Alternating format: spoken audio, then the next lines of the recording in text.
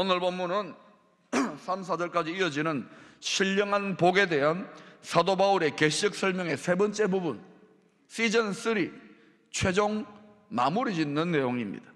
그런데 오늘 복에 대해서 설명을 하면서 특별히 11절에 주목해야 될 단어가 하나 나옵니다. 바로 기업이라고 하는 단어입니다. 기업. 오늘 기업 많지요? 이 기업이라는 단어 앞에 하나님의 뜻, 하나님의 결정, 하나님의 계획, 하나님의 예정이라는 말이 나옵니다. 이 말은 하나님 아버지께서 그 신령한 복, 자식들에게 주실 그 기업을 즉흥적으로 갑자기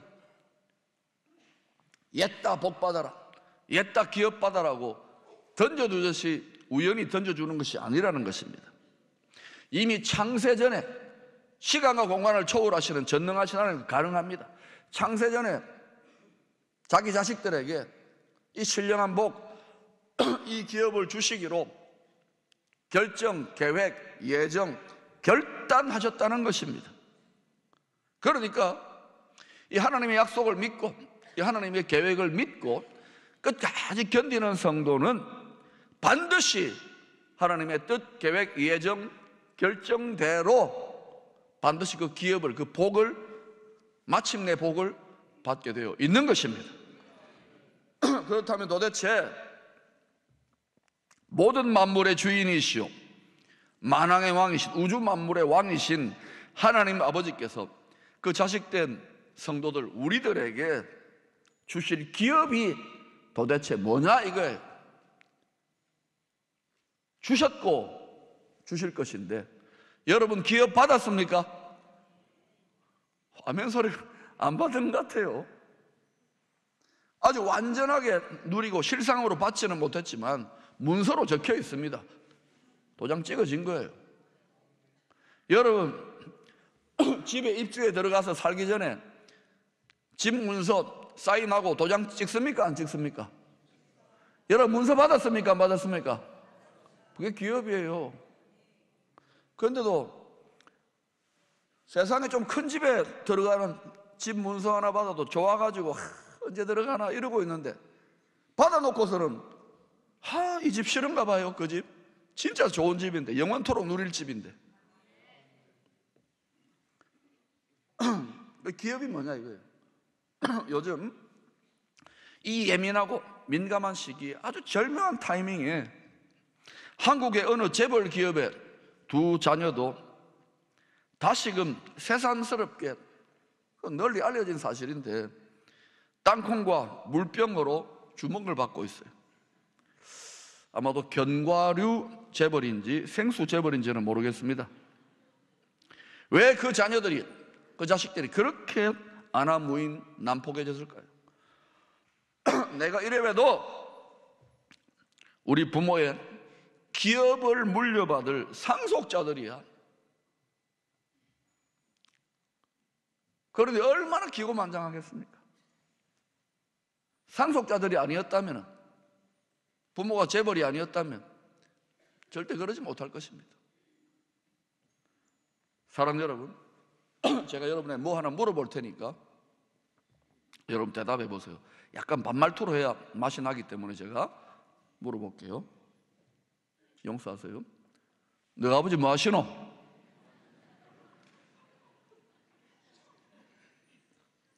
여러분의 진짜 아버지는 하나님이십니다. 물론 육신의 아버지도 잘 공경해야 됩니다. 하나님 아버지라면서요. 하나님 아버지 지금 뭐하고 계실까요? 직장 다니고 계십니까? 건달인데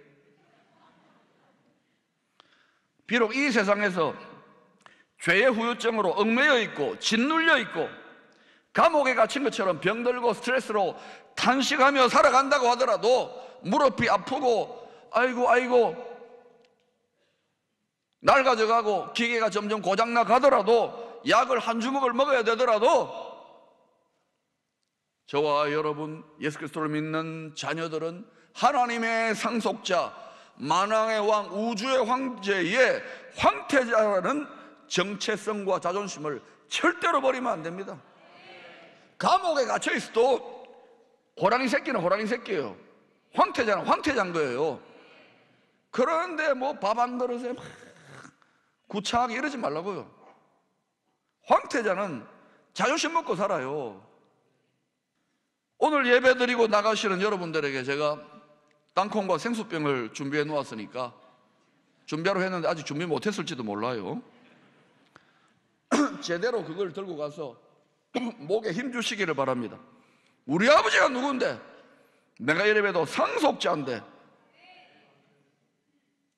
이 기업은 쉽게 말하면 우리 자식들의 목, 하나님의 자식된 우리들이 상속할 유산이라는 거예요. 우리가 이 땅에 어떻게 믿음 생활하느냐, 어떻게 행하느냐에 따라서 받을 유산의 질과 양이 다 달라집니다, 여러분.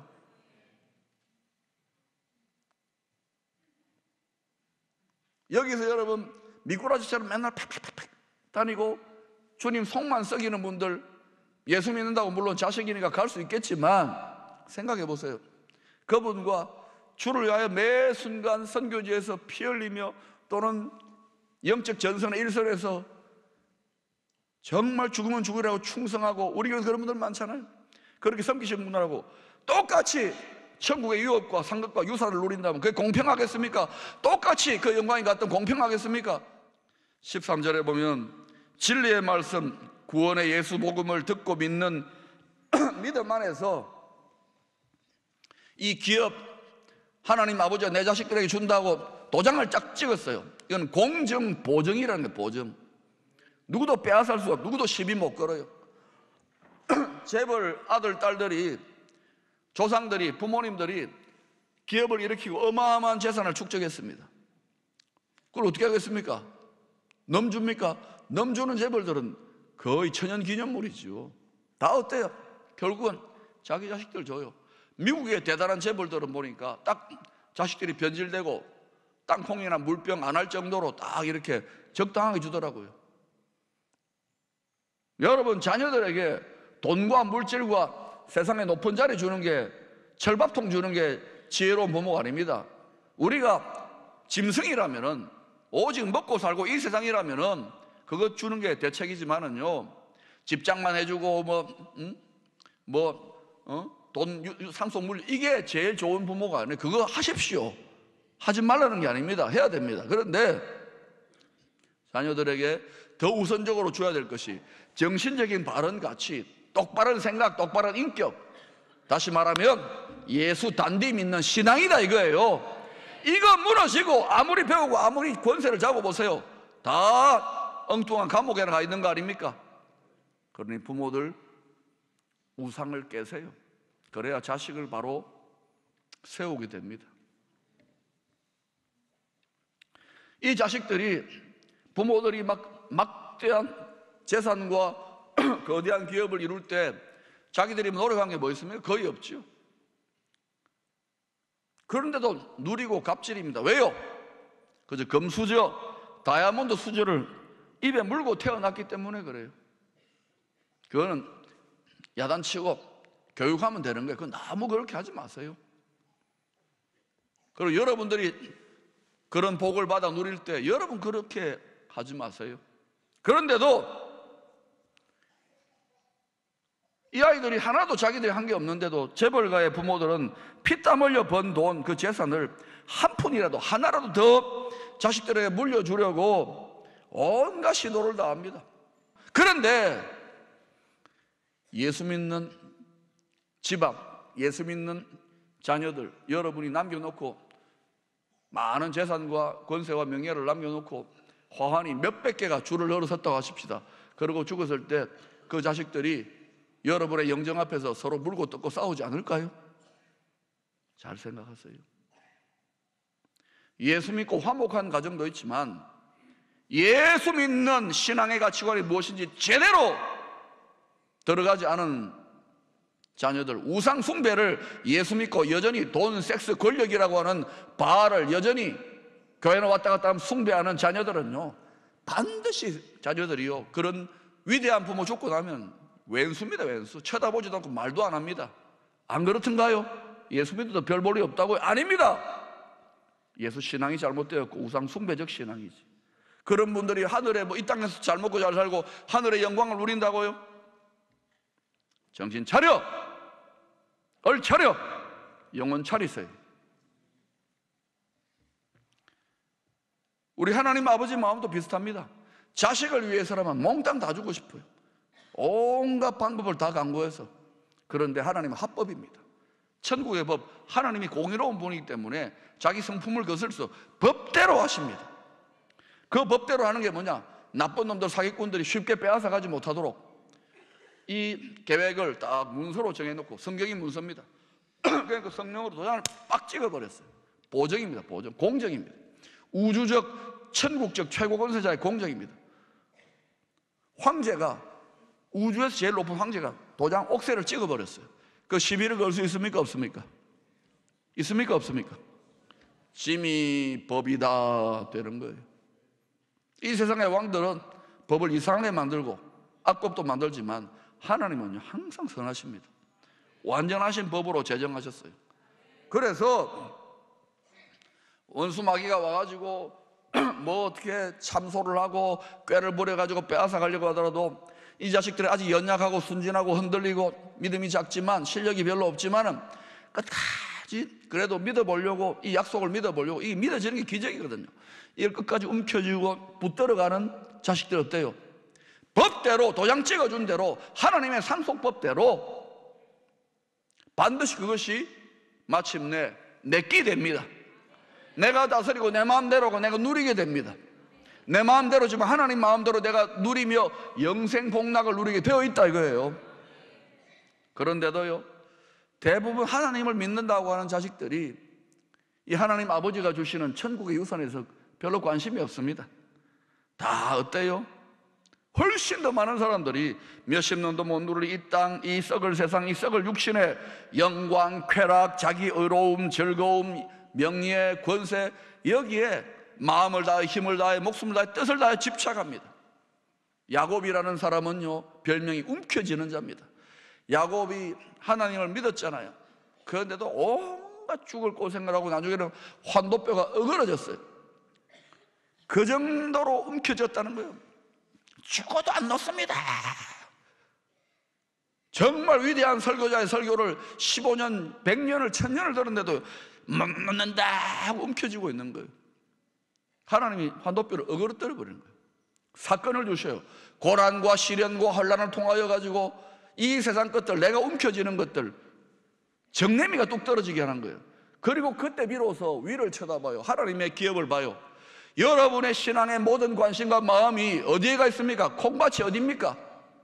위를 향하여 움켜쥐려고 합니까? 아래를 향하여 세상 끝과 썩을 육신, 썩을 영광을 위해 움켜쥐려고 합니까? 무엇이 복입니까? 왜 민족과 열방을 축복할 예수 그리스도 기독교가 개독교가 됩니까? 하나님이 그들을 통하여 가지고 안티들을 통해서 하나님의 울부짖는 음성을, 탄식하는 음성을 우리에게 들려주지 않겠습니까? 교회를 향해 여러분이 교회, 여러분을 향해 돌 던지기 전에, 여러분 스스로 침 뱉기 전에 단디 믿읍시다. 생명 다해, 마음 다해 믿읍시다. 생명 다하면 세상도 반응해요. 생명 다했던 이순신 장군을 좌우 안티들까지도 다 민족을 구원한 성웅, 거룩한 영웅이라고 하지 않습니까? 그분이 완벽했습니까? 예수도 안 믿지만 필사 즉생, 죽으면 살리라, 생명 다하니까 이 시대의 높은 분들, 지도자들, 예수 믿는 권세자들이, 지도자들이 얼마나 많습니까? 수백, 수천, 수만입니다. 똑똑합니다. 박사학위 100개씩 받았습니다. 그런데 어때요? 별도 달았습니다. 다 살려고 하니까 신앙생활은 먼저 예수와 함께 죽어야 돼요. 그때 예수의 능력과 지혜와 권세와 행복이 풀어져요. 이 용기, 제1계명의 용기를 못 뛰어넘으니까 다 내시처럼, 애굽의 노예처럼, 이렇게 여러분 1000만 명 해라 1억 명이 있어도요 생명 다하지 않는 성도로 이 시대를 이길 수 없고, 흉악한 원수마귀 도적질하고 죽이고 멸망시키라는 죽음의 영이 낄낄낄낄해서 웃고 있어요. 여러분, 기쁨의 큰 거입니까? 아닙니다. 하나님이 보시는 것은 민수기 이 속에 정말 생명 다하여 하나님의 영광을 위해 싸우는 믿음의 선한 싸움을 싸우는 군사들이 몇 명이냐를 하나님은 카운트하고 있어요.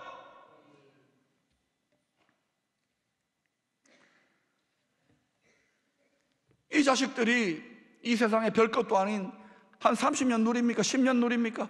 거기에 완전히 환장해가지고 마음을 다해 목숨을 다해 뜻을 다해 힘을 다해 그걸 움켜쥐다가 이 세상에서 비참하게 되고 저 세상에서 영원토록 수치와 부끄러움 가운데 거하게 될 것인데, 정신 차려, 얼차려, 영혼 차리라고요. 무엇이 중요합니까? 우리는 영원한 세계를 바라보아야 돼요. 그게 잘 믿는 거예요. 이 신령한 복에 대한 마지막 설명 14절은 이 복을 우리 성도들에게 주시고자 역사하신 삼위일체 하나님을 찬송하자고 합니다. 꼭 노래를 불러야, 찬양대 봉사를 해야, 찬양팀이 되어야 찬송한다는 것이 아닙니다. 사람은요, 소리를 냅니다. 눈에 들리지 않지만요, 눈이 아니죠. 귀에 들리지 않지만 우리는 소리를 내요. 여러분, 오늘 집에 가가지고요, 손주 또는 아들 또는 딸의 배에다가 여러분 귀를 한번 대보세요. 심장에서 귀를 대보세요. 쿵짝 쿵짝 따다닥 딱딱 쾅쾅쾅쾅 꾹쩍 꾹쩍 엄청난 소리가 들립니다. 건강한 사람은 이 심포니가 더 크고요, 병든 사람은요, 다 죽어가는 사람은 쿵짝 쿵짝 으악 새 슬피로 이런 소리가 들릴 겁니다. 우리는 다 본질상 소리를 내고 있어요. 하나님은 사람의 귀에는 안 들리지만 우리의 소리를 봐요. 우리가 소리입니다, 소리. 그런데 우리가 영광의 찬송이 되게 하겠다. 하나님 아버지를 영광, 왜? 나중에 우리가 받을 그 상속과 기업이 너무너무 어마어마하기 때문에 정말 말씀대로 믿고 고생 많이 했어요. 아버지, 내 정말 힘들었습니다 하고 천당에서 그 누리게 될 때, 그때 막 주어질 상급과 영광과 존귀가 너무너무 영생복락이 엄청나가지고 그냥 목소리가 아닙니다. 뱃속으로부터 전 존재의 모든 세포가 찬양을 하게 되고 온 천하 만물들, 우주 만물들이 하나님을 찬송하는 영광의 찬송으로 끝나게 되어 있어요. 이 세상은 그렇게 영원히 이어져요. 그리고 그것이 우리의 소원이랍니다. 12절에 보니까 우리가 전부터 바라던 소원이랍니다. 여러분, 예수를 믿으면 소원이 달라져야 돼요. 생각만 달라져서는 안 돼요. 여러분의 욕망, 욕구가 거듭나야 되고 달라져야 됩니다. 예수를 믿고 시인하고 아멘, 교회 예배당 와 있지만 마음이 콩밭에 있습니다. 아직도 더러운 음란을 생각하고 포르노를 생각하고 골프장 갈 수도 있습니다. 골프장만 맨날 생각하는 게 문제예요. 도박이 생각나고 미스킴이 생각나고 미스리가 생각나고 또 뭐 할까요? 이 세상의 끝들만 생각나면은 여러분 잘못 믿는 겁니다. 욕망이 거듭나야 돼요. 여러분의 욕구, 타락한 탐욕적 욕망을 죽여야 돼요. 그게 나는 날마다 중노랍니다. 그러고 나면 하나님을 향한 새로운 소원이 일어납니다. 주를 위하여 충성하고 싶고 기도하고 싶고 찬양하고 싶고 회개하고 싶고. 여러분, 희한합니다. 어떨 때는 막 교회를 부흥하고자 하는 이런 마음도 있겠지만 어떨 때는 제 마음에요, 주를 위해 죽고 싶은 마음이 들더라고요. 그런데요, 주를 위해 죽고 싶은 마음이 들다가 또 딱 보니까 아이고 살아야지, 이런 두려움이 밀려와요. 제정신이 들었어요. 돌아왔어요. 그때 콱 눌리더라고요. 그 제가 힘든 시간을 통과하고 나서 생명 다해 이 도를 통하고 나니까요, 계속해서 행복하고 능력 있고 지혜롭게 살아가는 방법 간단합니다. 생명 다해 이 마음, 죽고 싶은 이 마음 제정신으로 돌아오면 안 됩니다. 이게 본정신입니다. 할렐루야. 간단해요. 어렵습니까? 어렵지 않습니까? 해보세요. 어려울 겁니다. 골리앗이 일어나고 두려움이 막 올 겁니다. 여러분, 믿음은 용기입니다. 여러분이 지금 있는 믿음의 수준이 어딘지 다 달라요. 천차만별입니다. 똑같이 신앙생활하고 직분 있고 왔다 갔다 하지만 천차만별이에요. 그 속에서 여러분의 한 걸음만 더 내디디면 죽을 것 같은 마음이 들 겁니다. 왜? 자아를, 욕심을 죽여야 되니까. 신앙생활을 30년 50년 했는데 주일 예배 한번 드리는 게 순교하는 것처럼 힘든 분이 있을 것입니다. 11조 하나 하는 게 순교하는 것처럼 힘든 분이 있을 것이고, 교회 봉사 하나 하는 게 새벽기도 한번 나오는 게 순교하는 것처럼 힘든 분들이 있을 것입니다. 그때 내 모든 자아와 지성과 습관의 반란을 극복하고 바로의 반란을 극복하고 결단하고 계속 전진해 나가는 그것이 참된 용기고 생명 다해 마음 다해 신앙인 거예요. 여러분의 욕구까지도 거듭날 수 있기를 축원합니다. 여러분, 진짜 기가 막힌 찬송가를 제가 발견했습니다. 이런 노래입니다. 우리가 진짜 하나님의 거룩한 소원을 품게 되면, 소원이 달라지면요, 이런 소원이 있어요. 뭐냐? 한번 불러보십시다.